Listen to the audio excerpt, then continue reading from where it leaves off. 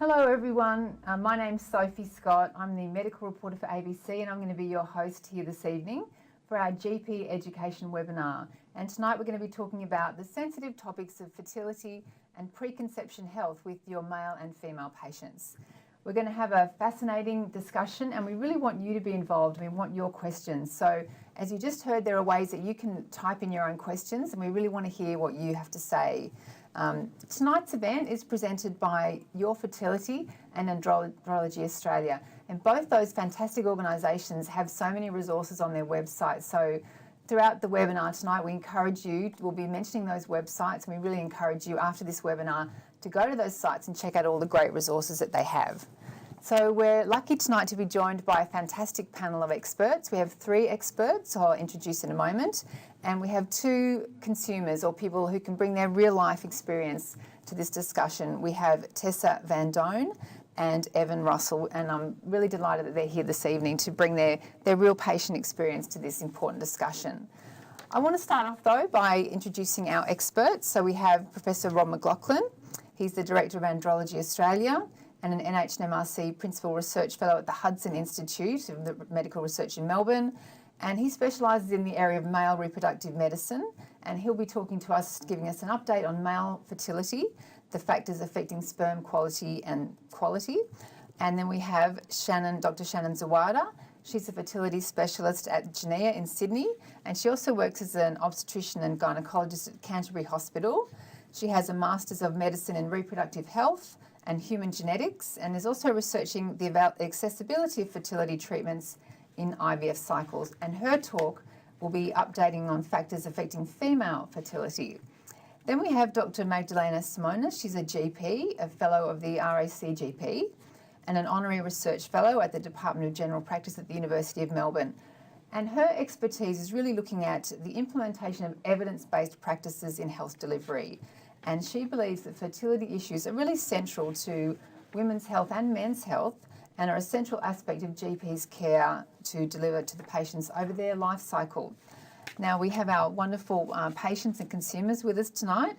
Tessa Van Doan is a mother of 3 kids, 6, 4 and 1, conceived all naturally, and she was 32 when she had her first child. And even though she was very proactive about her preconception health, she says that not all couples are, and we're going to discuss that this evening. We have Evan Russell. He's the father of 2 kids, aged 7 and 5, both kids conceived naturally. He was generally healthy again before his wife got pregnant, but he says men do need to know more about their health before they start to think about getting pregnant. And he's also got some interesting views on what sort of information doctors and GPs should be giving out to their patients. So the way tonight's going to run is we're going to hear from our first 2 experts, then we'll have a discussion between everyone on the panel and answer some of your questions, and then we'll hear from Dr. Simonis, and there'll be more time after that for questions, so plenty of time for questions. So please be typing in and we'd love to hear your feedback.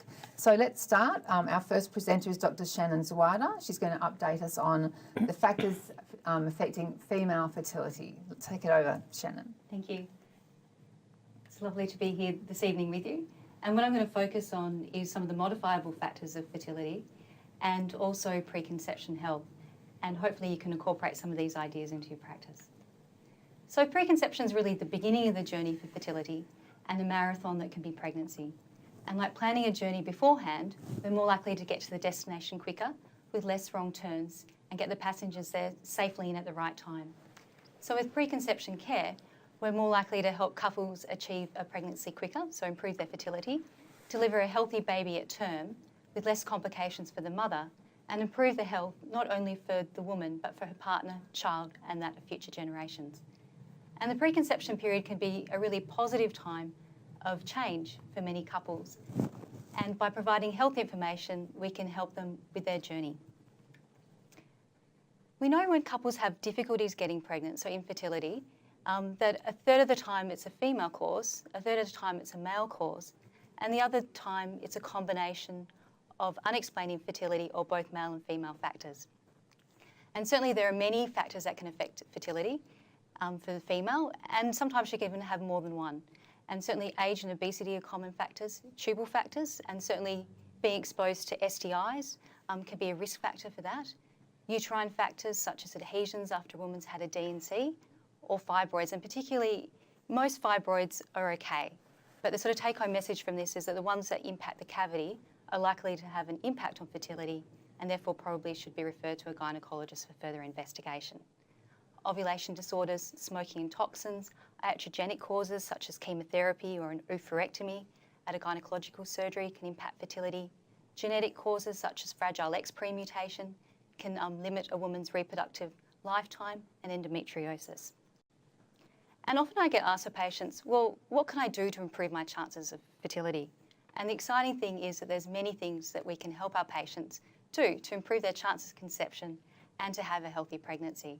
And by focusing on these 5 things, which we're now going to look at, we can help our patients achieve their goal.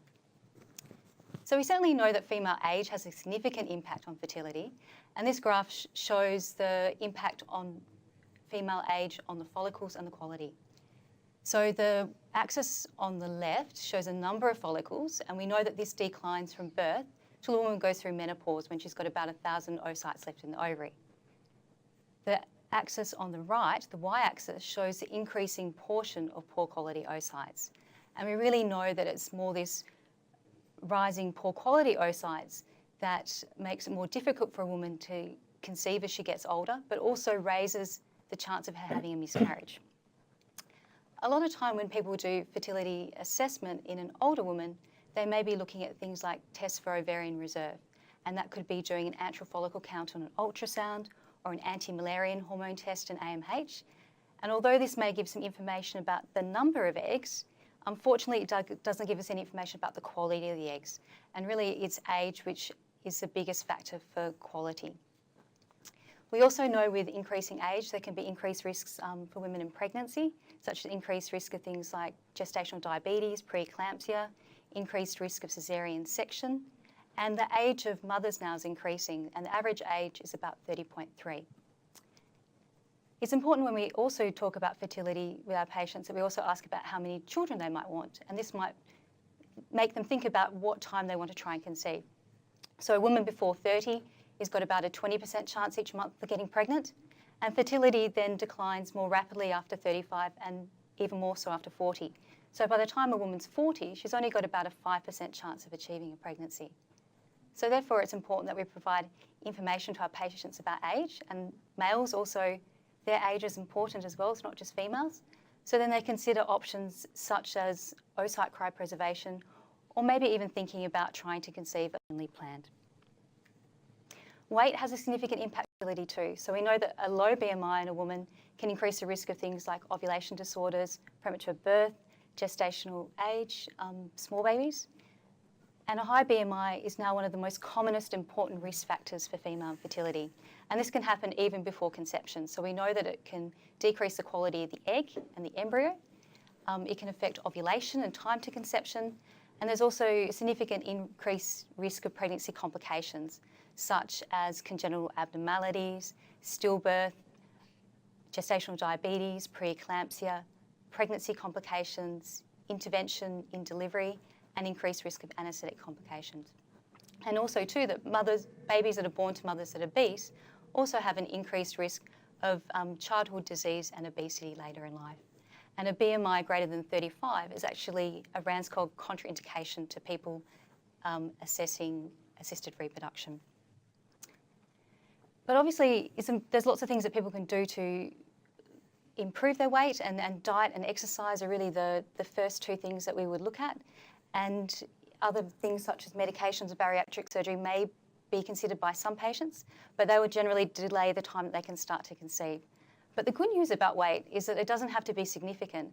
A 5 to 10% decrease in weight can significantly improve ovulation, time to conception, and decrease those pregnancy complications. And a really interesting fact is that a 10% decrease in pre-pregnancy BMI can decrease stillbirth by 10%. Lifestyle factors are really important, and unfortunately there's no known safe level of alcohol, so therefore women should really abstain that are trying to conceive. Smoking is probably one of the worst things that females can do for their fertility. It can affect oocyte quality. It can also bring forward the age of menopause. They can also take them longer to conceive. Women that smoke have smaller babies, And if their partner smokes, it actually decreases the reproductive lifespan of their daughters. Substance use can also have an impact on fertility, so it's obviously an important time to help our patients abstain or seek the help that they might need. And caffeine is also being looked at as well for its impacts on fertility. And a high caffeine intake, such as more than 3 coffees a day, can impact on time to conception and miscarriage, but certainly by limiting to less than 2, so we can still certainly enjoy caffeine, but in moderation, will help your fertility. Diet's really important, and a Lancet article in 2018 showed that at least 90% of young women that are trying to conceive in high-income countries don't have the recommended 5 veg and 2 fruit a day. And certainly protein deficiency is also being associated with placental insufficiency. So it's important that we make sure our patients have a good diet leading into fertility and conception. Exercise is also important, and there's been multiple studies that show that this is one way that couples can improve their chance of conception by exercising at least 30 minutes a day, with some of those days being vigorous. So often I see couples that have been trying to get pregnant, but actually been timing it at the wrong time. And it's one of those sort of misconceptions out there. They've been kind of focusing the time after ovulation. After ovulation, the egg's actually only in the tube for 12 to 24 hours. So it's really important that we actually encourage people to try in those days leading up to ovulation. And ovulation can be calculated by subtracting 17 days from the first day of their last menstrual period. Now, sometimes that can be really difficult and really stressful for couples to try and time having intercourse. So if that's the case, then having sex every 2 to 3 days means they're not going to miss that chance to conceive. Now I'm going to talk about some of the health conditions that can have an impact on fertility as well as on pregnancy, and diabetes is one of those. This graph shows the periconceptional HbA1c along the bottom, and on the y-axis it also shows the rising rate of congenital abnormality. So a woman that has a periconception HbA1c of 5.5 has about a 2% chance of having a child with a congenital abnormality, and by the time this gets to 9, it's about 6%. And diabetes in the first trimester of pregnancy is really related to the 4 M's. So miscarriage, malformation, mortality, and macrosomia. And by improving the glycemic control and diabetes control of our patients, we can improve not only their fertility and sexual health in men and women, but we can also decrease the risk of complication in pregnancy. So it's important people with diabetes see their GP with type 2 at least 3 to 6 months prior to conceiving, and type 1 at least 12 months. Polycystic ovary syndrome is a really common disorder affecting about 13% of women. And it is a metabolic disorder with reproductive consequences. And as this chart shows, those consequences result in hyperandrogenism and insulin resistance. And they can really relate to metabolic dysfunction, psychological dysfunction, but for fertility, it can have an impact on ovulation. The first line management of this condition is actually lifestyle change, so diet and exercise. And again, by doing this, people can have a significant improvement in their ovulation and improve their time to conception and decrease any pregnancy complications. If this wasn't helping them achieve a pregnancy, then obviously second line, seeing a fertility specialist for looking at things like ovulation induction with agents such as letrozole. And in 2018, the Australian-led international guidelines were updated. So if you wanted some more information about polycystic ovarian syndrome, I'd recommend you having a look at those guidelines. Endometriosis is a really common condition affecting 10 to 15% of women with reproductive age. And as you know, it's when the lining of the uterus grows outside. And it is also really common in women with chronic pelvic pain, about 70%, and at least 50% of women with unexplained infertility have endometriosis. And one in 3 of those women have difficulty conceiving. And certainly studies have shown, particularly in women with mild to moderate endometriosis, that we can improve their chance of conception by laparoscopic excision. Now, this is not necessarily appropriate for every patient, so it's also important that we refer on for women to have those discussions to see if this may be a benefit for them to help them to conceive. Medications and supplements, this is a good time to review them to optimise disease control, minimise teratogenic potential, also review some of the supplements they may be on that we're not always sure that they're taking. And also it's really important that women know to take the recommended dose of folic acid. but particularly those that are at high risk of having a neural tube defect. So they're women with a high BMI, diabetes, previous neural tube defect, or a medication such as sodium valproate. And it's also recommended that women have 150 micrograms of iodine a day supplementation during pregnancy and breastfeeding. There's also some other studies being looked at in a subfertile population looking at antioxidant medication, and there was some very low quality evidence that this may be a benefit in that population. Other things to consider. Now, when people are trying to get pregnant, a lot of people think, look, this is a great time to go away on a holiday, but it's also important that we minimise the exposure to infections. And Zika is still actually a really important infection. And a lot of people don't actually realise that Zika can be transmitted sexually and can last in the sperm for 6 months. So if couples are trying to conceive, we recommend they don't try to conceive when they're in a Zika-affected country and use condoms. Chemicals in the environment can also be really important and have impacts on fertility. So therefore minimising exposure to toxins and radiations and endocrine disruptors. And endocrine disruptors are chemicals that can mimic or block the hormones such as estrogen and testosterone. In females, it can cause menstrual disturbances, increase time to conception, it can decrease the quality of eggs, and can also make women go through menopause early. And some of the common endocrine disruptors are things found in plastics such as phthalates and bisphosphonates, parabens that can be found in makeup, and pesticides. And Your Fertility has some really helpful tips to help our patients decrease their exposure to these. Besides thinking about fertility, when we're seeing patients that are trying to conceive, we also need to consider the bigger picture. And genetic screening is one of those things. And it's now recommended by RANSCOG that women that are trying to get pregnant or in their first trimester of pregnancy are aware of the options of recessive carrier screening.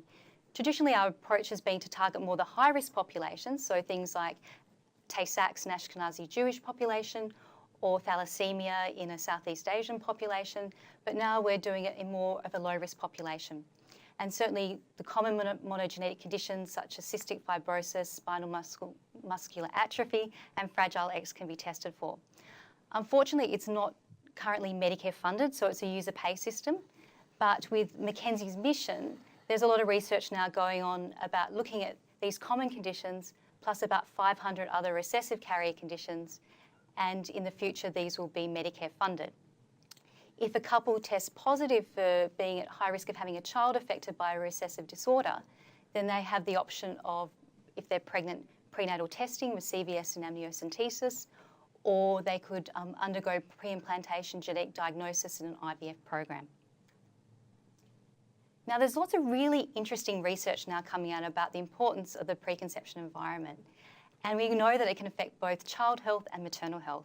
And David Barker did a lot of really interesting work about the developmental origins of disease. So in the Dutch famine, he saw that children that were born in that time, that were born small, had an increased risk of cardiovascular disease and metabolic disorders later in life. And it was really sort of setting up for a thrifty type metabolism. Also too, there's been work looking at infections and their increased risk of having effect on childhood immunology. And we know a lot of these changes are really due to epigenetics, which is the switching on and off in genes. And the early embryonic development is a really important time of epigenetics and this imprinting of those, but also to environmental environment of the mother plays a significant factor. We also know that the maternal health has intergenerational impacts, and particularly that's been shown with obesity. There was a study done in mice that showed that obesity in the mother not only affected her children, but her grandchildren. And we think this is transmitted down through the mitochondrial pathway. Pregnancy is a marathon, as we know, and this is a test of the physiology of the mother. And it can also be a predictor of future health. So women that have gestational diabetes in pregnancy have an increased risk of diabetes later in life. Women that have preeclampsia have an increased risk of cardiovascular disease. So anything we can do to improve that environment can help the woman and child and future generations. So really the key points I want you to take home from this is that we can empower our patients by providing information to enable them to make decisions to improve female fertility and conception by focusing on that top 5, and Your Fertility has top 5 female tips. We can really optimise the preconception care by looking at glycemic control and diabetes and targeting those women in the high-risk groups and make a significant impact on pregnancy outcomes for those women.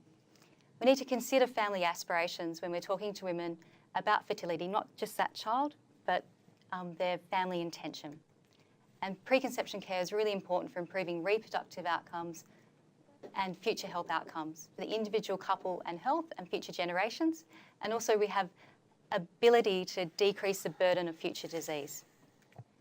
There can be some really useful resources such as Your Fertility, Andrology Australia, RACGP and Fertility Society of Australia. So I would recommend that you have a look at these to help you with your journey.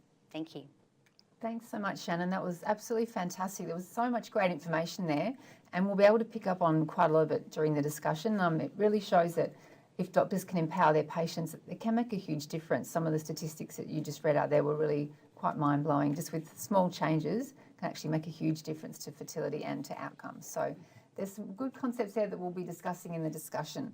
But now let's hear from Professor Rob McLaughlin. And Rob, we know that a study that Andrology Australia did looked at the barriers that some GPs face in giving men good information about their fertility, and often that men feel a bit like they're left out of the discussion. So yeah, let's very interested to hear what you have to say, giving us an update on male fertility. Thank you, Sophie. Yes, I'm certainly here looking for gender equity in this discussion because men unfortunately have earned it. Men's factors are equally important to female factors, as Shannon has alluded to. So it's really a compelling reason for us to look holistically at the couple and at the man as well as the female partner. And so what I'd like to talk today is a little bit about my perceptions of fertility knowledge amongst men and what perhaps you need to be thinking of in your own mind to ensure that their fertility knowledge is increased, because although most young men might aspire to be parents at some stage, they often don't know very much about the reproductive system in general. We know that males influence the pregnancy outcome and the health of the offspring. We know this is common. 1 in every 20 men is subfertile, and half of all infertility is partly or solely due to the male. Unfortunately and frustratingly, in about 60% of cases, we don't know why sperm quality is so poor, which makes specific treatment not possible if you don't know what the fundamental cause is. But happily now we have a lot of ways to get around the problem, particularly with IVF in severe cases. But I think it's important that GPs appreciate the need to go through the diagnostic approach, because on occasion one can find infertility that is directly treatable to restore natural fertility, and also pick up important conditions along the way, such as testosterone deficiency, which will fall out of a proper evaluation. I think it's also worth reflecting how extraordinary this whole system is. Did you know that men make 1,000 sperm a second? And they do that, which is really impressive. The spermatogonial stem cells undergo multiple divisions over a period of 2 months, end up reducing the chromosome number from 46 to 23 to make a mature sperm. And that final entity at the end can live for several days in the female reproductive tract and has the physical power per unit mass of the space shuttle. So this is a remarkable circumstance, and often makes me reflect why it ever works, but it usually does. But it also can fail. And it happens inside the testis in the seminiferous tubule. Again, interesting fact, patients often appreciate knowing, is 150 metres, a little fine cotton-like tubule coiled up in both testes. It's about as thin as a biro stroke, and it's a hollow sausage. And on the inside wall of that sausage, you have the developing sperm nuzzled in the Sertoli cells, which help the development. And of course, the brain drives this process by FSH acting directly and LH acting on the Leydig cells around the tubules to make testosterone. And together, testosterone and FSH drive this production. And over every day after a 2-month evolution process, another host of sperm are shed. Unfortunately, it can go wrong. The least likely place for it to go wrong is actually in those pituitary hormone deficiencies. It's uncommon but important to pick up men with pituitary deficiency because it is very directly treated through hormone shots. The second least common cause is intercourse disorders. Men who, through concomitant illness or surgery or psychosocial problems, sexual problems, are unable to have regular, frequent ejaculatory intercourse. The second most common is obstruction to the system, which people can be born with, congenital absence of the vas being the best example, or of course acquired disorders such as vasectomy-related infertility. But the big one by far is in that tubule I mentioned before. It's sperm production disorders. They can be unexplained, which we love to use the word idiopathic to reflect our ignorance. They can be genetic, or they can be caused by insults, chemotherapy, toxins, infections, mumps, etc. I'd like to talk about genetics for just a second because I'm really a passionate advocate for people to understand Klinefelter syndrome. This is the commonest chromosomal disorder in men. It affects 1 in 550. So if you've got 2,000 men in your practice, you've got 4 cases. Unfortunately, the minority are diagnosed lifelong because men don't undergo a full genital examination. I think this reflects how little fertility awareness and reproductive awareness in the population. The testicle of a Klinefelter's gentleman is the size of the tip of my little finger. It's only a couple of mils. You'd think you'd know that was small. Men don't. People don't. And of course, often they don't ever get examined. It's the commonest cause of testosterone deficiency, and it's also the leading cause of a 0 sperm count. So it's often you find these men presenting now with infertility, and you diagnose the condition for the first time in their 30s because it's the first time they've ever been examined. A cautionary note here, just on the way through, lest I forget, testosterone therapy for whatever cause of deficiency, Klinefelter's or whatever, is not indicated in a man seeking fertility. Testosterone shots is a powerful contraceptive. It's exactly like the female contraceptive pill in a way. And so it's not the right thing to do. If you detect this in a man, you pick up the issue of replacement therapy after fertility's been resolved. Moving on, there are other chromosomal disorders, and perhaps the little deletions of the Y chromosome is now recognised as the commonest single cause of male infertility. It affects about 5% of men with very low sperm count. It's just a surgical removal of part of the Y chromosome during fetal life, and it's obviously an important cause, and it's directly passed on to the male offspring, which makes it an important part of counselling. And I've already mentioned cystic fibrosis gene tests in a more general sense, but it's also highly relevant to men with absence of the VAS. You'll see this list increase remarkably in the coming years. So I've talked in yellow about things we know will damage the testis cancer, chemotherapy, genetics, and so on. But just to put them to one side, let's think about what we can do that could be modifiable in terms of the more broad population's fertility prospects. And this really harks back to the issues that Shannon was raising before. Smoking, alcohol, and obesity are also important to male, as is environmental exposure. And one also always takes an occupational history from men. And one's always concerned, particularly in the chemical industry or in the agriculture industry, about some of the less than ideal OHS principles that people use. And for heaven's sake, we have to go through all of these aspects by taking a thorough history. But it taps into this issue of epigenetics also, the health of the offspring, which Shannon alluded to. It's possible to look at this man here and realise that his offspring may be affected by his lifestyle. Now, I've given this guy the full hand. He's got cigarettes, tobacco, a bong, Foxtel, a Coke, and the dog's having a walk. Unfortunately, there's a little bit of this parity in some of the men that I see, and it's important to grasp control of the opportunity that fertility concerns present, to look at their general health, their longevity and comorbidities, as well as the prospect that you can improve the sperm and therefore the health of their offspring. There's plenty of animal evidence to suggest that these issues that are true in women are also true in men. So taking grip of lifestyle is a very important issue. Of course, men are also getting older as a female, and we often have the famous movie stars having children late in life, which is a real two-edged sword because it makes people think that anybody can have children as they get older just because movie stars do. Well, of course, there's plenty of reasons that's not true for the female movie stars through egg donation, but even for normal healthy men, there are changes with age. Now, they are much less than the female. Really, there's no similarity between the female menopause and reproductive aging in men. Men who are well are quite capable of having children through into their 70s or 80s. Just ask Mick Jagger. But the point is that they're not as robust of parenting. They have lower conception rates. They have increased rates of some autosomal disease. They have a poorer DNA quality. There are higher rates of autistic spectrum disorder in the offspring of older men, and they have somewhat reduced IVF outcomes. So there is something happening in the male. And so in the dialogue between a couple about the timing of pregnancy and timing of having a family, it's not just the female, which is of course the overriding issue, but there's also an important part for men to play in that discussion. Are sperm counts falling? I get this all the time. I'm somewhat of a skeptic about this, and even that most recent paper really can't control the issues like selection bias and so on. So I'm not sure we're becoming extinct anytime soon, but there are messages there, I think, about Western civilization. It's credible that the chemical issues in the environment, the heating, the obesity, the smoking, and other sorts of drugs might be affecting fertility. And I'm happy to leverage off the controversy to encourage men to take a grip on their life generally, if only for their own sake, but potentially for the sake of their children. So preconception screening in men, from my point of view, from a general practice point of view, involves a general health check, including their body weight and their smoking and all those issues of their overall physical health. The reproductive health, previous conceptions, genital infection or trauma, sex history, and a genital examination. You really do need to examine men's genitals for the testis size, to look for large varicoceles, which we might want to talk about in discussion. These are issues that could be important for the patient's management.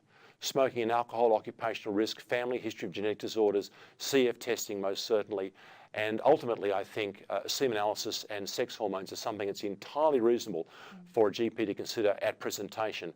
I'm not one that would suggest that just because the patient's been trying for 4 months they should be reassured and sent away without testing. I think if they're concerned enough to talk to you about it and come for counselling, then really a basic semen analysis ought to be done, because it will not reflect well on you if it turns out a year and a half later that he had a terrible problem. They say, well, why didn't you look at that a year ago when I came to talk to you about it? And these services are freely available. If you do come to refer to a specialist for fertility care, and often that's in the context of IVF, I would make a particular plea that the program to which you send them, or the specialist you send them, should really be competent in general male reproductive health overall. It's an accident of history, if you like. A lot of IVF programs are run by gynecologists, and this service is often not available. We know this through the Fertility Society, and the fact is that all men require evaluation equal to that of the female partner, lest significant oversights be made. So please be mindful of the specialist services you refer to. Semen analysis, as I said, is very straightforward. It's standardised by the World Health Organization, and these are parameters you'll be very familiar with on all of your reports. Just make one couple of comments. Don't overcall it. It's not that accurate a test in predicting the impossibility of or the probability of having a child. What I'm talking about is this classic data from Gordon Baker from 30 or 40 years ago. This is the percentage of couples falling pregnant over 1, 2 or 3 years on the x-axis. And of course 100% of normal couples in the green ought to be pregnant within a year or so. That's the definition of normality. But just look at the red line there. That's men with sperm densities of 1 to 5 million. That's a third to a sixth the average for the population. Quite low. And yet fully a third of those people will fall pregnant naturally over a period of 3 years. But if they're going to do that, they're likely to do it in the first year to 18 months. See how those curves flatten? What that means is if somebody's been trying for a couple of years, the probability henceforth is getting less month by month. So in deciding, if you like, the urgency or trying to understand their desire to move ahead with more detailed evaluation, look at the severity of the sperm defect, look how long they've really been trying, and that's where the sex history, unfortunately, is important. You have to ask them how and when and the timing of what they've been doing. If they've really been trying for 18 months and he's got a severe sperm defect, and particularly if his wife is 38 with 1 tube and never been pregnant, if you get my thesis here, it's a combination of those things. And there's so much that can be now done with assisted reproduction that I think one has to, even if one can't treat the man, you can reassure the couple a great deal can be done to improve their likelihood of having a family. So in summary, I'd like to, through Your Fertility and Andrology Australia, try and improve the patient's knowledge of their own bodies, of fertility issues and the timeliness of intercourse, lifestyle issues, encourage GPs to do a thorough general and genital examination, to have a low threshold for semen analysis, to promptly refer to male fertility specialists when problems arise, to look both at the fertility issues and also comorbidities such as testosterone deficiency, which you might also find, and reassure them that a great deal can be done, certainly more than 25 years ago when I got into this area, through microinjection IVF and so on. There's many, many very healthy families being made through that technology. So the world is a much brighter place for severe male infertility than it was when I started. Thank you very much. Thanks, Rob. And look, there was so much fantastic information in all those slides. I just wanted to remind everyone watching now that you'll be able to get copies of all the slides to look at. So don't feel like you have to madly scramble down all the notes of all the great information that you're getting tonight, because you'll be able to get the slides and have a look at them in detail. So we'll pick up on some of the issues that Rob discussed in our discussion, but we might just go to the panel now and just talk about. We'll start with female fertility, and we know that age is a big factor, but there's also been a lot of talk in the media and other circles about things like egg freezing and also the AMH test. So I'd like to just talk about those two things and ask you guys what you think about that test and also egg freezing, and what would you suggest that GPs advise their patients about those two things? Well, there's no doubt that egg freezing is a topic that comes up quite frequently, a lot more frequently now in the professional young women who are who are still single and they're entering their mid-30s. And the question often asked is, as a part of the routine examination when they've come in for their gynae check, is, you know, are you in a relationship? Yes, no, no. Are you interested in having babies? Well, I certainly do, but there's no one on the horizon. So I'm thinking of having my eggs frozen. Now, the issue there is, yes, timing in terms of the age of the eggs. And of course, often when they come in to talk about this, they might actually be well past 35. It's harder having that discussion with women who are younger than 35 because at 30, which is when their eggs are actually probably you know, optimal to be frozen, they've still got the aspiration and the hope that they're going to meet a partner. So I think that GPs need a bit of guidance there in terms of just the advice that we need to give young women who are in that situation without a partner. They're financially equipped to afford freezing their eggs. And do they do it at 31 or 32? Or do we actually encourage them to wait until they're 35 or 38? Yes. What would you suggest, Shannon? So I think it's really important that women understand that it's an option. And when a lot of studies have looked at women that have come back to use their eggs, only about 10% of women have. So if they obviously freeze it early, then they might meet the right person. They've spent all this money. Unfortunately, it's not Medicare funded, spending all this money paying for it. But if they leave it too long, the chance of it working is low. When they've done cost-benefit analysis, they've sort of shown that at 37 seems to be that magic time where you get quality versus, you know, so financial benefit. But really, biologically, before 35 is really the best time for sort of quality of eggs. But the other take-home message is, unfortunately, it's not a guarantee. So we don't really want to put, you know, for want of a better expression, women put all the eggs in one basket. Yeah, you don't want to raise people's hopes that this will Exactly. be the one path to having a baby. Exactly. So, you know, all options are on the table, all fertility options are discussed. And what about the AMH test? What would you guys say if patients were coming to see their GP about the AMH test? What sort of information should they be giving? Yeah. So look, an AMH test, so it's anti-Müllerian hormone, and what it looks at the small follicles in the ovary, and it's an indication of ovarian reserve. So really it's a function of how many eggs are in the ovary, but unfortunately not quality, and really age is the best indication of quality. It can be helpful sometimes when women can use it to say, well, look, where am I for my age? So am I average for my age?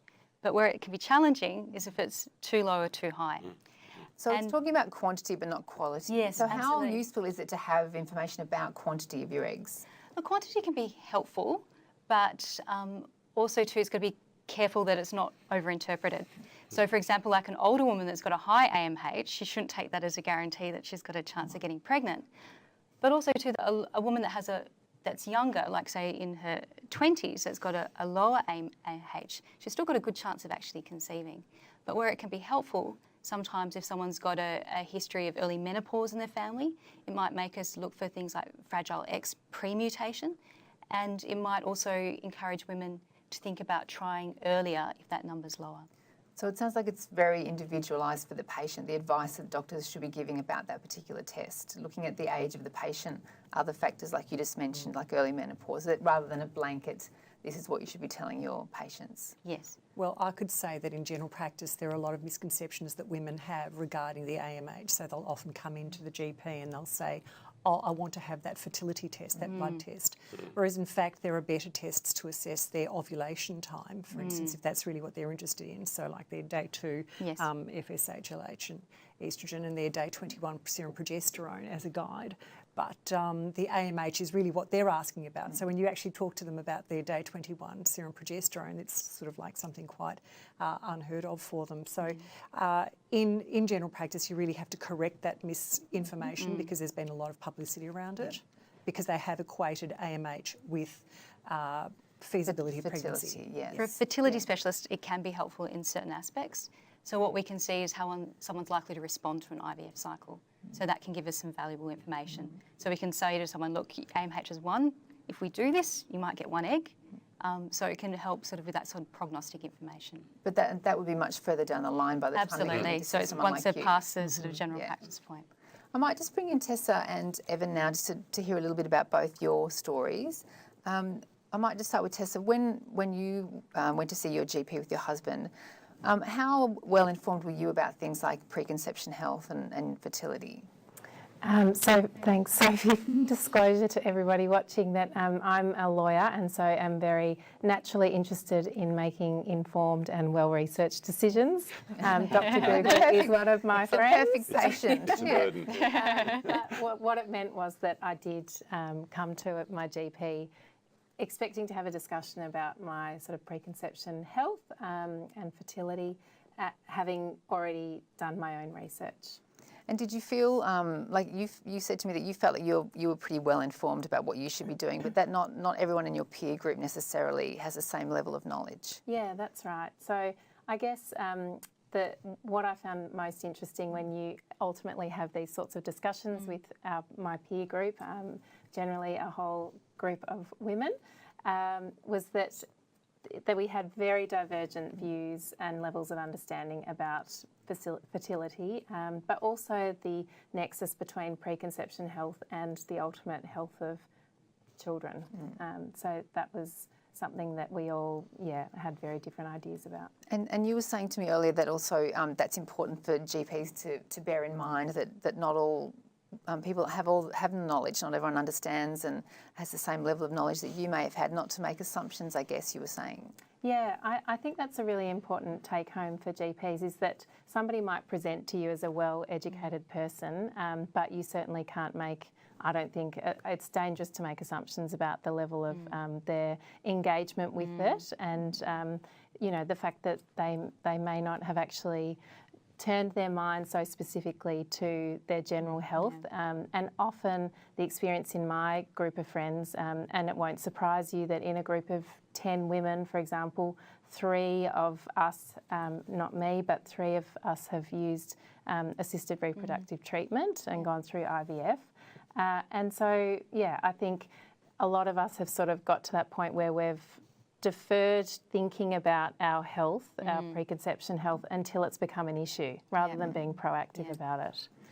So I would say that that's a big take-home message, that, we need to be proactive rather than reactive. Yeah. So Evan, we might move to you now just to talk a little bit about your experience. Can you tell the panel and the audience who are watching your experience and what happened, particularly with your wife when the first time she became pregnant? Yep. So we started trying to have kids in sort of mid-20s. Went to the doctor, went with the wife to the doctor, and did all the we want to get pregnant sort of thing. Full disclosure, I was the typical not paying attention male. Just okay, we're going to have a baby. Cool. What do we do? Am I going to have money to make sure everything works? That sort of thing.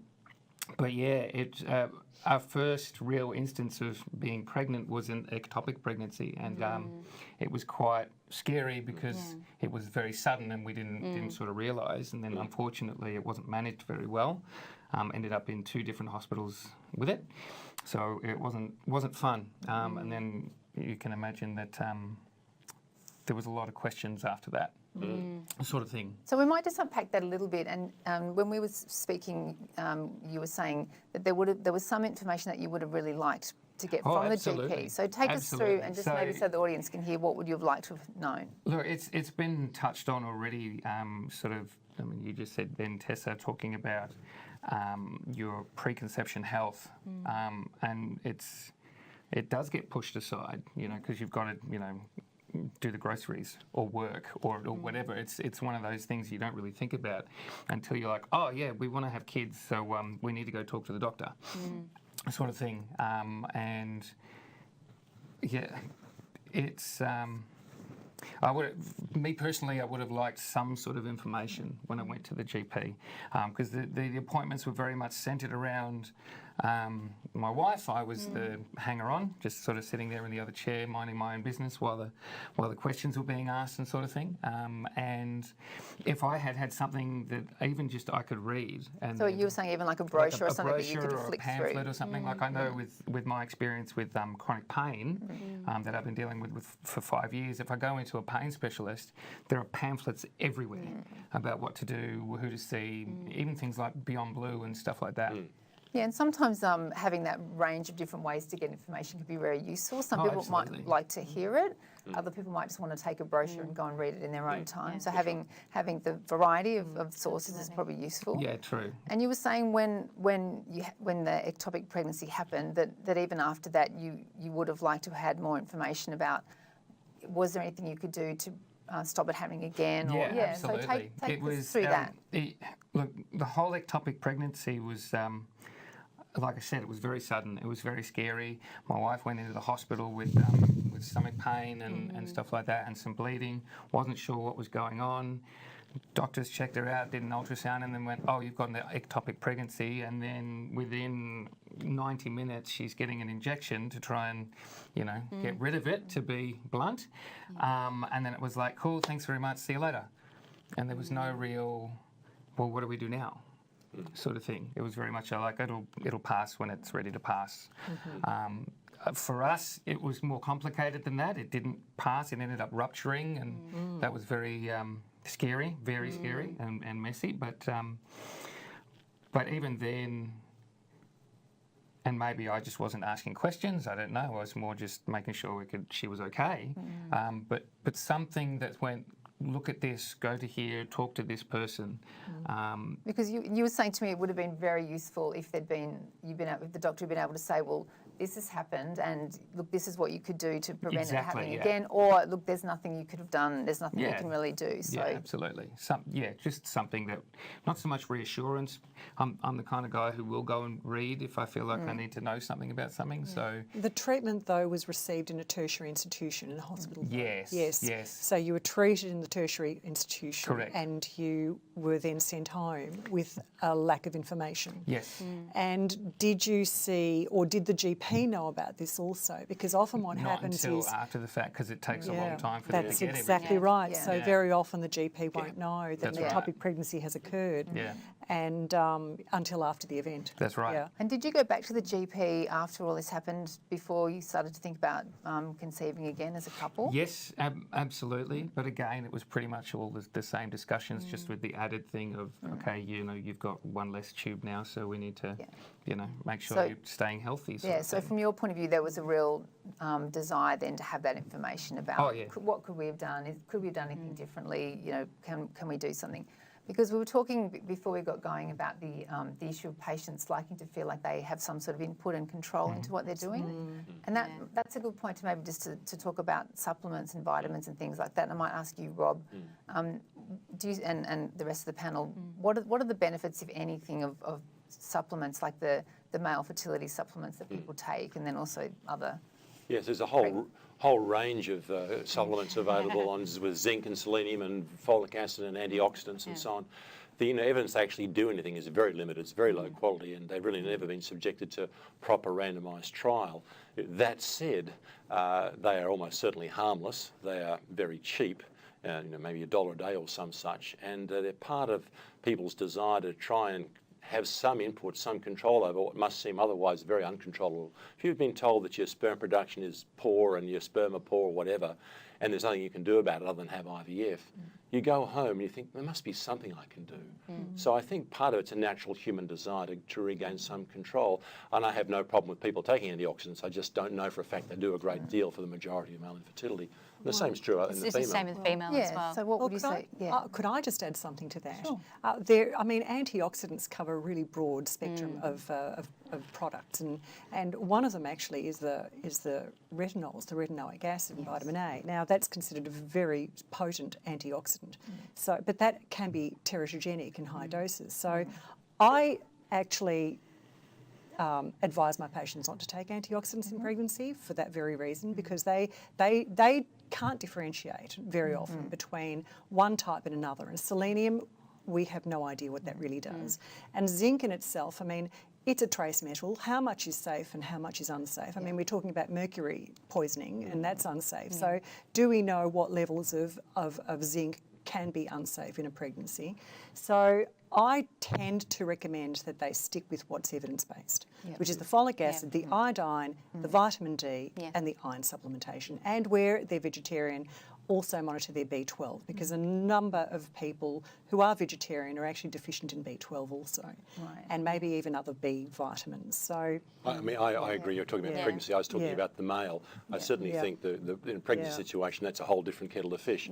I agree. And one other thing that concerns me, I'm often confronted with people with a bag full of natural therapies, all written with Chinese writing. What do you think about this? I have got no idea what that is, and it makes me very concerned about stuff purchased over the internet from Thailand or so-called natural therapies. I don't know what it is. I ask people not to take those because I just can't be sure. I can almost be sure they don't do any good, and I'm concerned there may do some harm. So. What about you, Magdalena, if someone comes to see you or Shannon and they're taking either things they've got from a naturopath or a Chinese medicine specialist, how do you handle that in terms of not wanting to sort of dismiss what they're doing outside?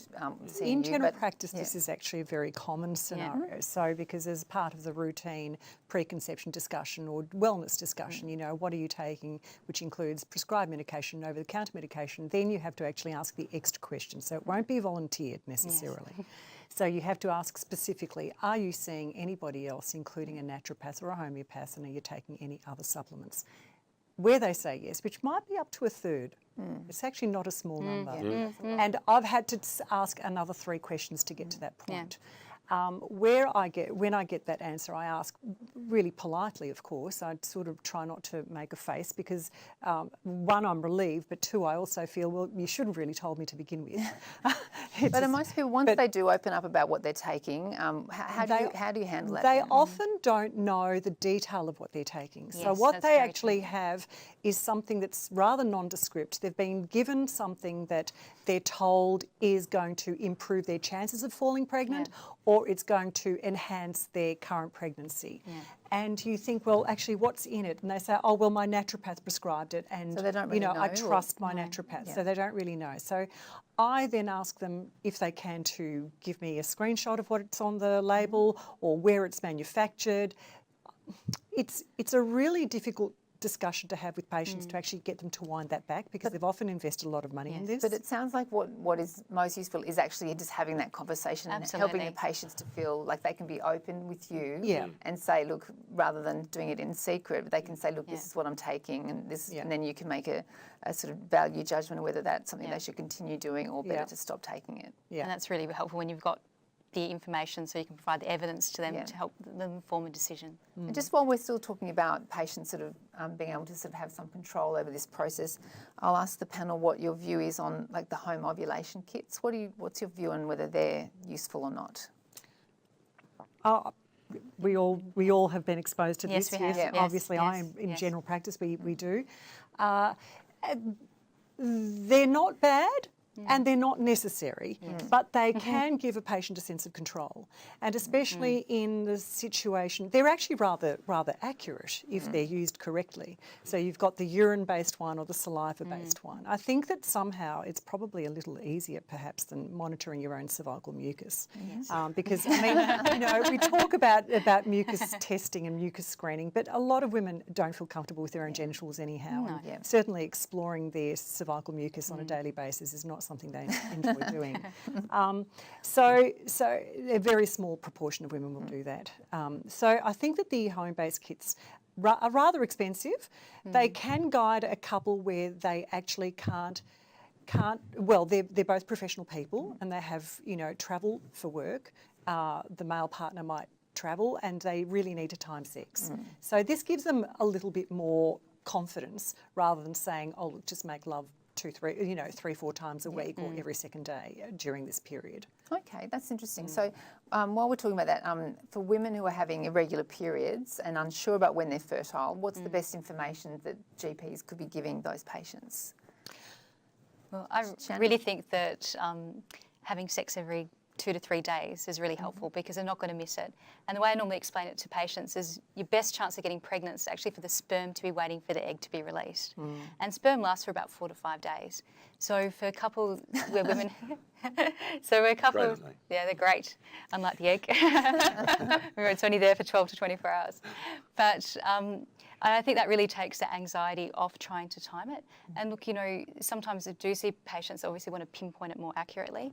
And that's sometimes where monitoring ovulation with more invasive measures such as blood tests can help. I think also, Sophie, just in addition to that, the notion that women ovulate on day 14 Yes. needs to actually be corrected to some extent, because women, and especially as they grow older, their ovulation time might actually be a lot earlier.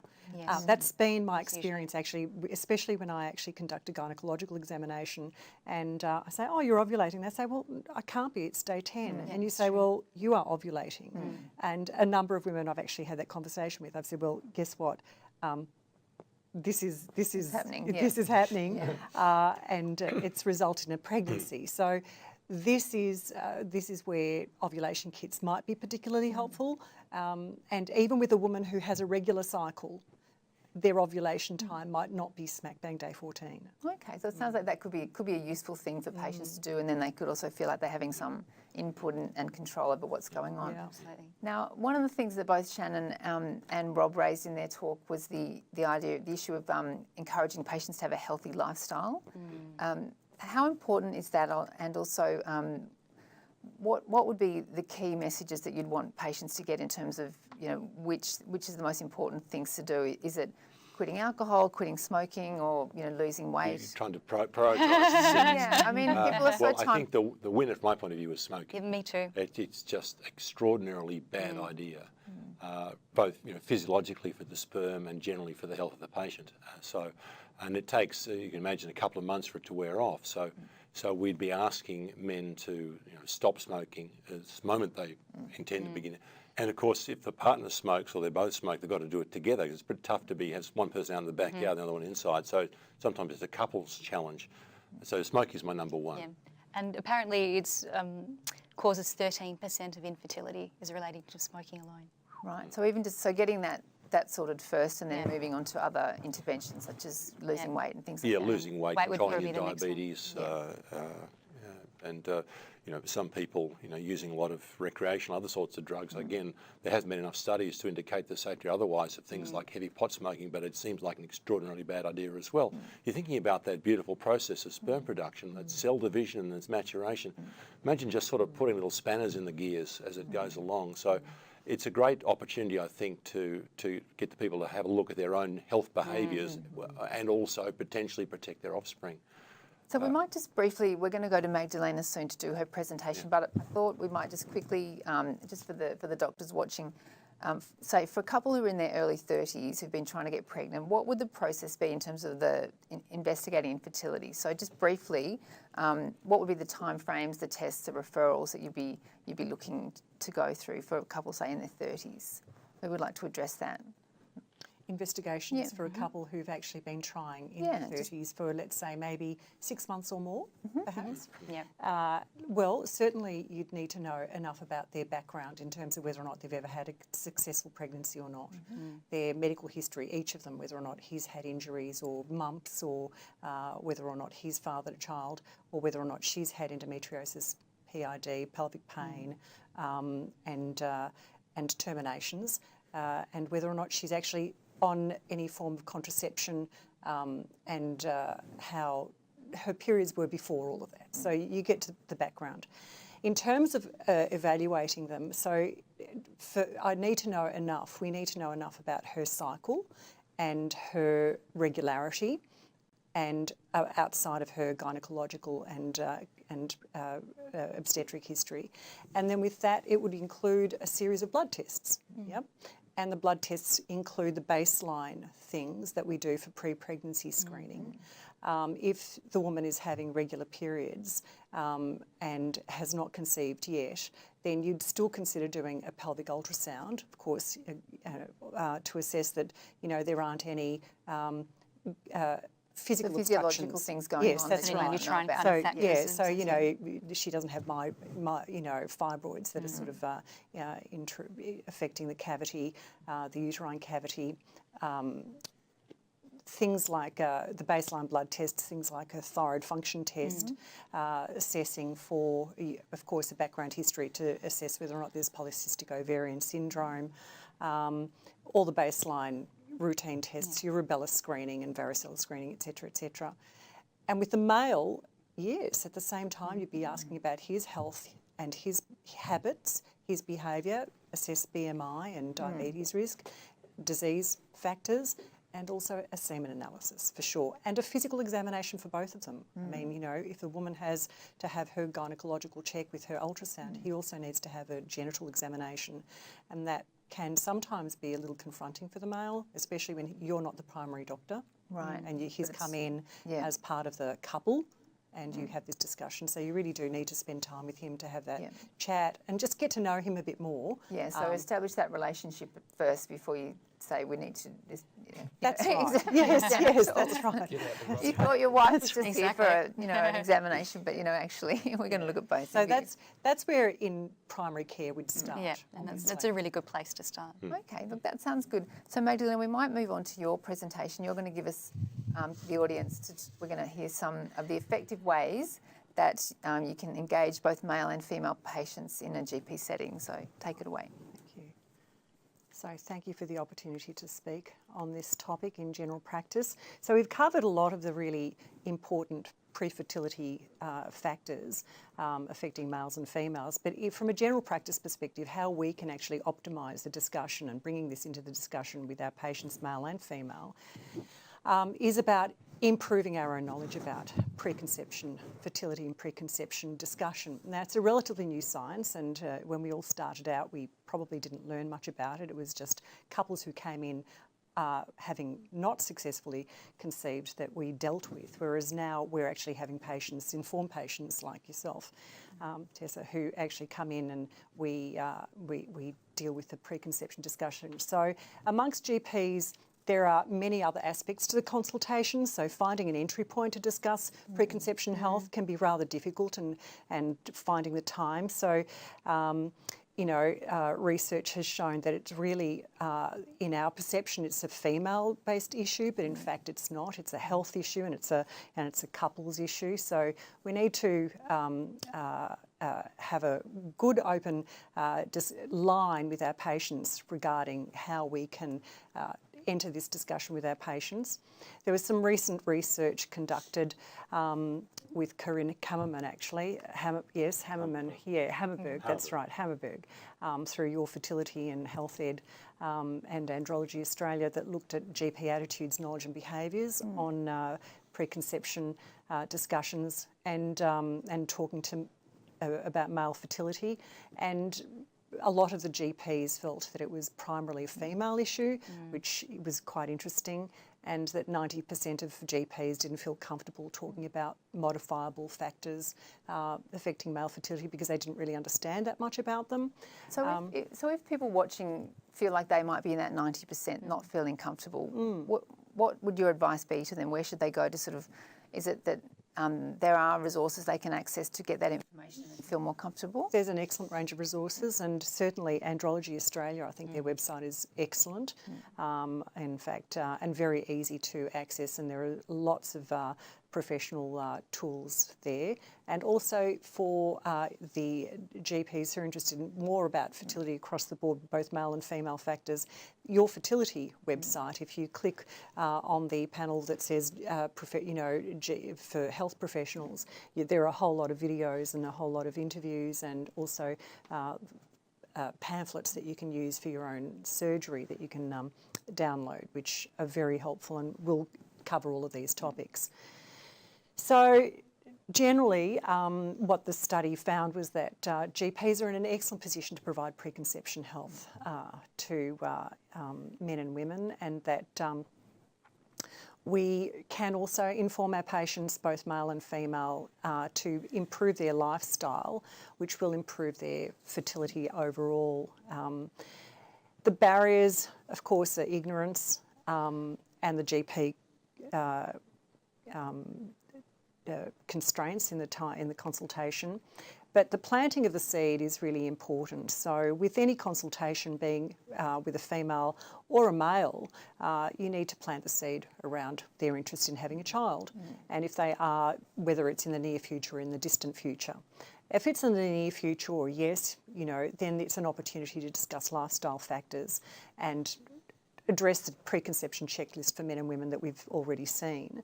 If no, well, it's an opportunity to discuss, contraception and STI, sexual health, and then even to review this discussion later on where it's suitable.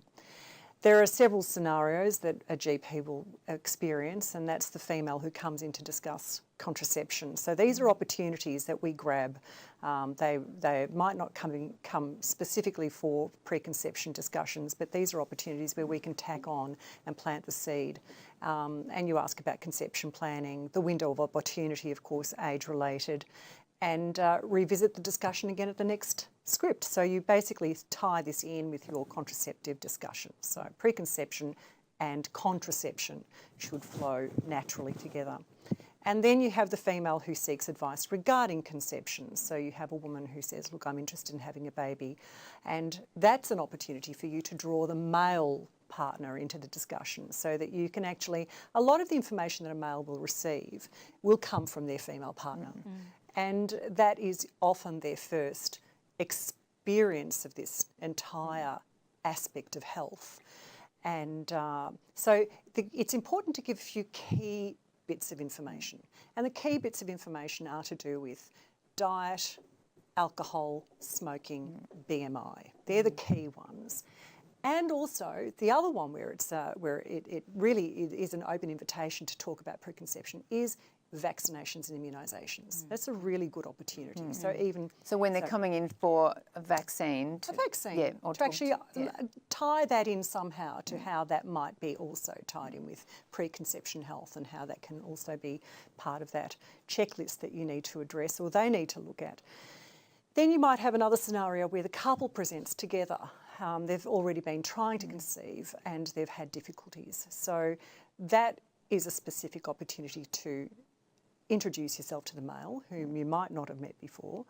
And it's important to make the consultation not just about a semen analysis referral, because that is really what they're afraid of and what they're expecting you to talk about. So you also need to talk about their relationship and what's going on there. So it really is about the couple. And it really is about their life and what their lifestyle is all about. So, you've got people who travel, work very hard, often leaving children till later in life, haven't really given it any thought. And of course, they're influenced by all these Hollywood couples who are successfully conceiving into their 40s and 50s. Or later. Or even later. And so you are, in fact, you're sort of giving them some pretty harsh information when you're saying that your window is actually really closing. And are there ways to give that information, or how would you suggest that GPs could give that information, not sort of softening the blow, but what's a way that's worked for you to give that, which can be a difficult message for people to hear, that the window of opportunity is closing to have a baby? Firstly, I actually ask them what their understanding is. So I start with their knowledge base, and if they have some unrealistic numbers in their head, I actually give them the facts. And I give them in a tone that doesn't frighten them, of course, but that actually, and it's quite interesting, as you were mentioning before, that, however educated they might be, their understanding of timelines might be very narrow. And then the pressure, as you said yourself too, Evan, is that, what happens, how can I afford this? I mean, if we've got to have a baby like now or soon, then how can I actually practical afford this? realities of the situation. Rob, do you have something to add there? I was going to say there was a fascinating paper, looked at the reproductive knowledge of gynecological registrars in the United States of America, and even they had a very poor general knowledge about some of these practical aspects of fertility. These are quite advanced trainees. So even despite their education, you'd think they were on top of it. They actually weren't. And I guess that's why those resources like the websites that we've talked about that have the very, as well as information for doctors, they've got very good patient-centred information as well. So you could direct patients to look at those websites as well to get as much information as they need. I actually find that it's very helpful to direct a patient to a website. I actually do that in the room with them. I show them, in fact, and then we write down their website, and then I sort of click on the actual pamphlet, and sometimes we'll print it off, so they walk out with a pamphlet with a leaflet. Andrology Australia, Your Fertility, and the Royal Women's Hospital website on all the aspects of fertility and ectopic, etc. Anything preconception health, they're all there, and food safety too. So then there's another scenario here where you have just a young man coming in for safe sex discussion or an STI screen, unattached young fellow. I tie the safe sex practices and the STI impacts on fertility to the discussion, not just to overall health, so that they've already got an understanding that it might not just be affecting them, but if they actually infect a partner, that might with chlamydia or something them. like that. That's right, yeah. yes. Or, mycoplasma, something that's actually probably a little more insidious perhaps even. And then there's the male partner who's just in cold because he's been sent in, on his own. And that is really an opportunity to get to know him better, his lifestyle, his health issues, and discuss her window of opportunity. That sort of just so that we've got that understanding of biology and the differences, and that men actually do have an advantage here. If they're feeling that they're under pressure, that this is probably where it stems from. Yeah. So I might just go back to the planting the seed concept that you raised earlier, which I think is really interesting. And I just wanted to ask, because it's sort of putting it on the agenda for patients. And I just wanted to ask Evan and Tessa, before you both had your first kids, would you have liked the GP to bring up the idea of reproductive planning with you, even if you're in there for something else, say like an STI check or a general health check? Yeah, I would say, yeah, definitely. And why would it have been good to have that brought up separately to why you're actually going to the doctor? Did you want to go first? Tessa? Oh, I mean, I agree wholeheartedly. I absolutely would have liked that. And I think because, drawing again on my experience with my friendship group, there is a bit of a tendency to think, well, if for example, we're deciding to get pregnant and we're taking the right vitamins and supplements, that's enough. And there's so much more, as we've covered today, in terms of lifestyle factors that I think, are so relevant from an early preconception age, in that, if there are things that I could have done in my 20s that would have benefited and had lasting impacts on my preconception journey, but also just my family parenting journey in terms of the health of my children, then I would absolutely want to have known that. And what about you, Evan? So if you were a younger man, when you were a younger man, and say you'd gone in for just like an STI check, how would you have felt if the GP had then said, look, Evan, while you're here, let's have a chat about, either contraception or whether you're thinking about having a child down the track? Look, I think potentially initially it might take you aback a little bit, but knowing that the doctor's thinking one step ahead, I think puts more confidence in being able to sort of break those barriers down and have an open discussion with the doctor the further along you go. Yeah, and I think it really is planting the seed in your mind as well about thinking about the future, whether it's contraception or conception. It's a great concept. So Magdalena, I'll keep interrupting your presentation, but keep going. You're welcome. It's good to discuss it as it flows, because it makes more sense to address those topics and issues. So then there are other scenarios where your male patient just visits for a general health check, and you raise the importance of body mass index, yes, and lifestyle, on sperm quality. Now, this may well be the very first time in their life that they have ever made a connection between their health and their sperm. But if you take it that one step further and say that it's not just your sperm, it's actually your offspring's health and future generations, I think that that's a really strong message. Because thinking about that intrinsic motivation, it's that the why is this important? That's right. Yeah. It's not just about the here and now. So when doctors are sort of harping on about lifestyle, we're not just harping on about chronic disease. And we're not just, we're talking about you and your future and your progeny and how that might be affected by your behaviour.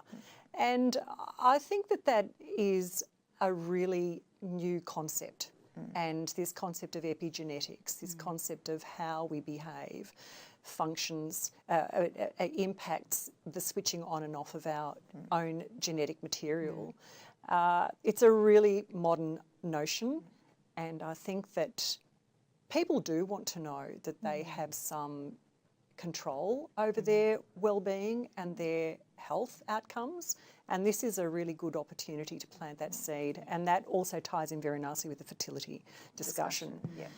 So this is health, lifestyle, sperm health, and planting the seed for later. And of course, we already covered the aspect of immunisation, vaccination updates. So when they come in for travel discussion, you know, you travelling, work, no, married, no, yes, children, planning more, pregnancy, conception issues, so you can tie it in with that. And then you basically also encourage your male patients to make better lifestyle choices down the track, of course. In the waiting room, there are so many things that we can do, and I agree, Evan, that, you know, we probably don't have the most interesting, you know, waiting rooms around the fertility issue. And that is, you know, admittedly, we have so many different things that we have to sort of, you know, inform our patients on, you know, be it influenza, be it, you know, Bexsero and, you know, meningitis B now for teenagers, and mental health, and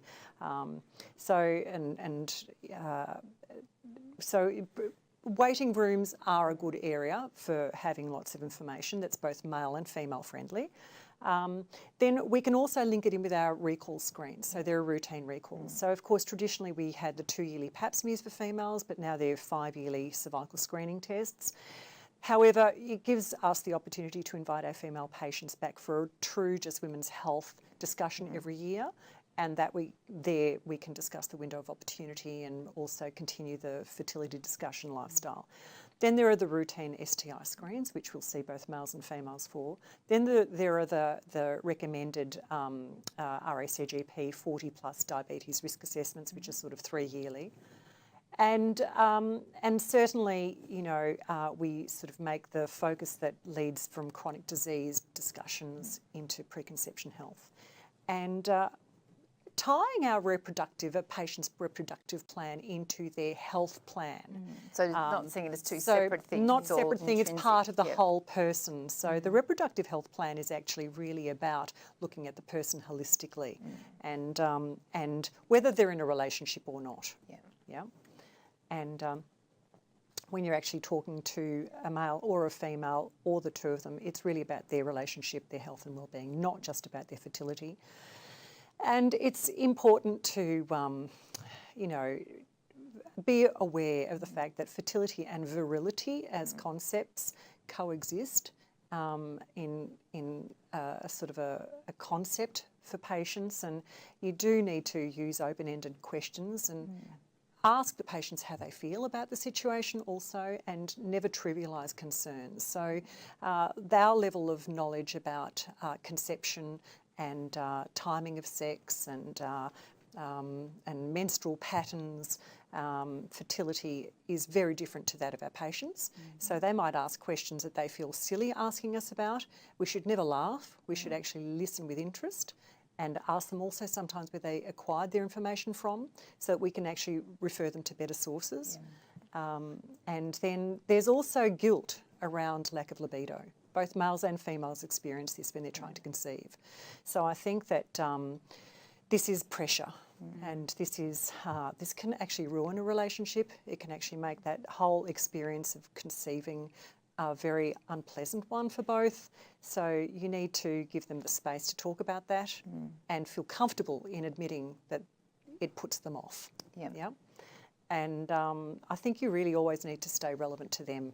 Yeah, and shift the focus to the whole person, the whole relationship, and not just about conception. And this, I think this last point of yours is interesting too, Magdalena, about the about people who don't want to have kids. Might just get you to cover that point. Yes, this is a really interesting one because it has come up when patients of mine have come to see me if they've seen someone else or if they've actually been, you know, asked the question by a others. particular doctor. And then they say, no, not interested in having children. and then they are asked again. Yeah, so it's the childless by choice concept. Yes, I think we need to respect that.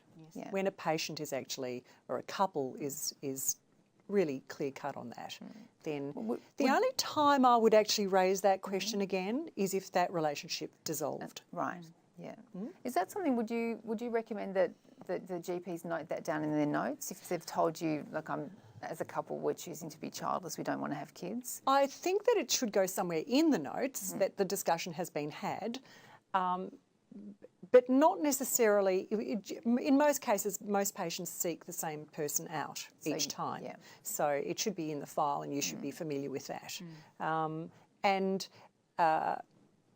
So I think that it should be in the file, but if the patient actually says, and it depends on how you ask, even if you're the next doctor and you've never seen them before, if you ask respectfully and back off as soon as they actually make their reply and accept it, then you haven't really damaged the relationship. Yeah.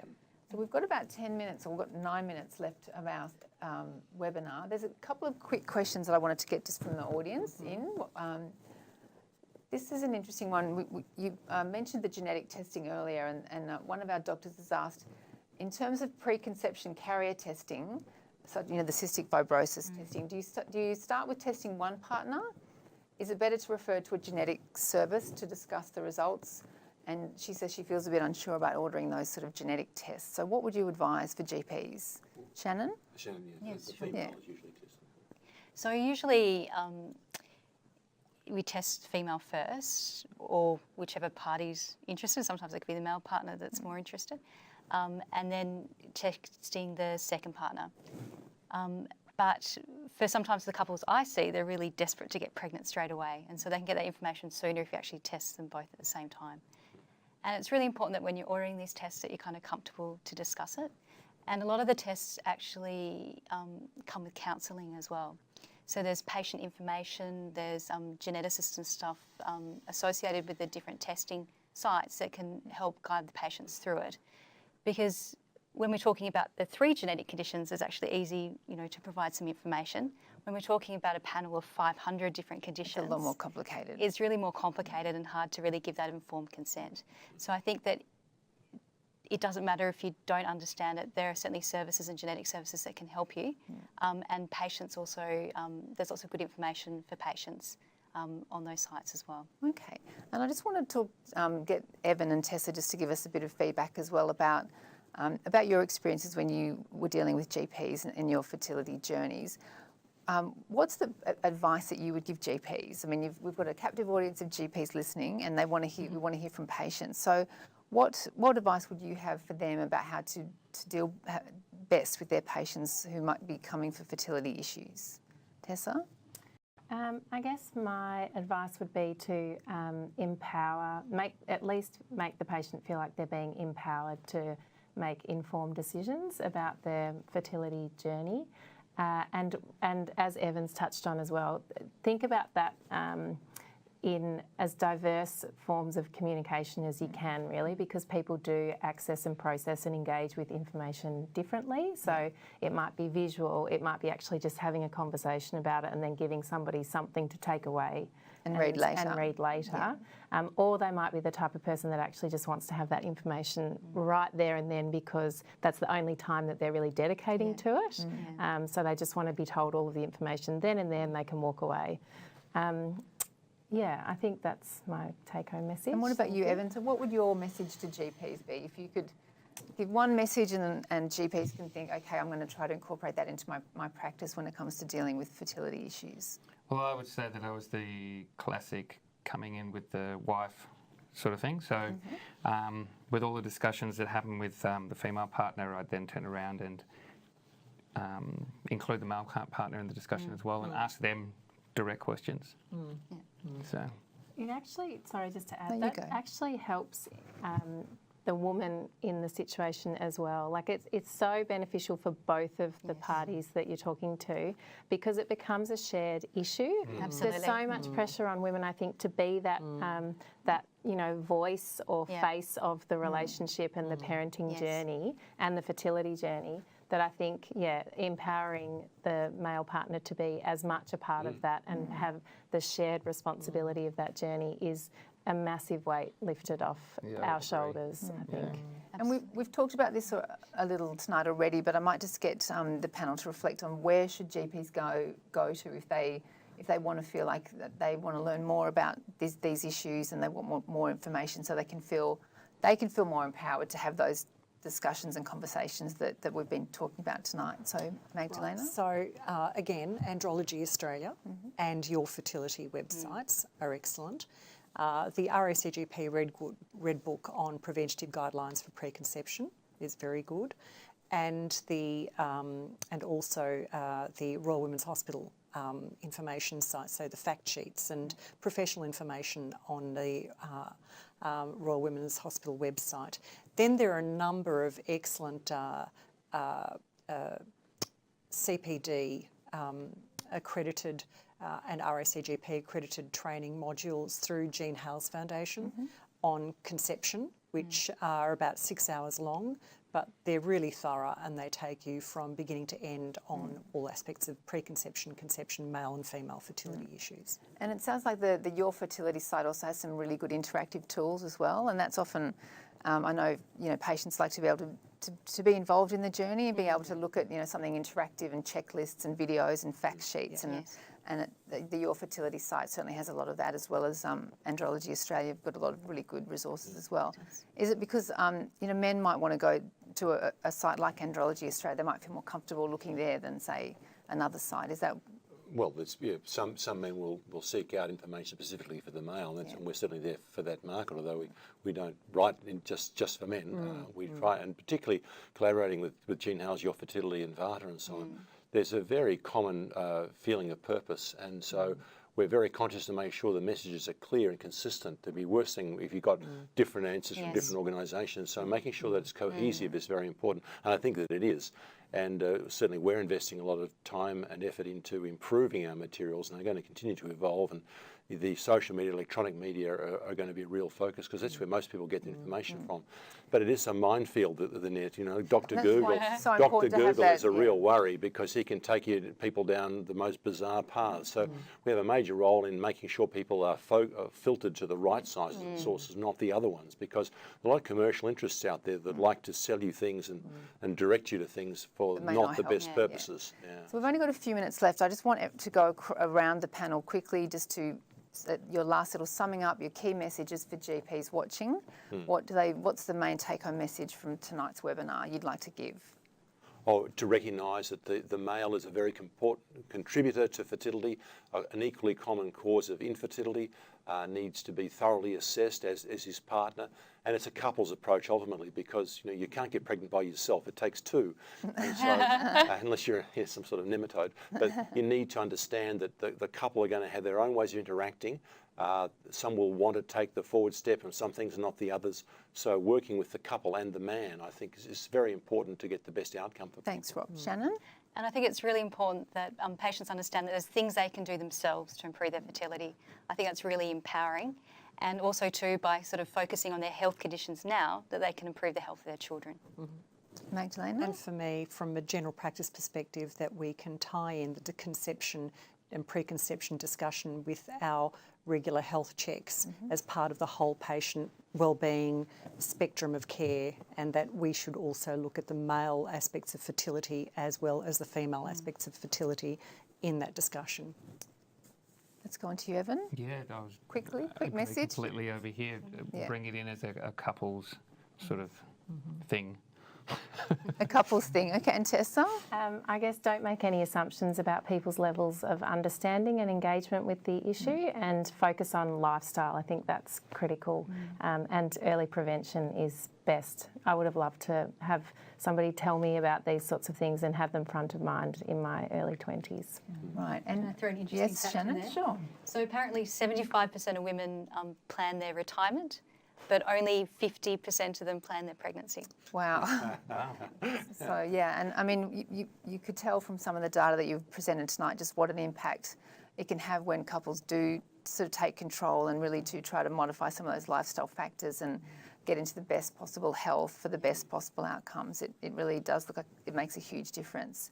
Is it difficult though in that consultation room to encourage patients to make those changes? How difficult is it, Magdalena and Well, GPs are actually poised in a particularly good position to help patients along their health journey. So this is not just about conception, this is about health. So when we talk about lifestyle factors, it impacts every aspect of life, and conception happens to be one of those aspects. So we're very good at doing the lifestyle modification, education and coaching.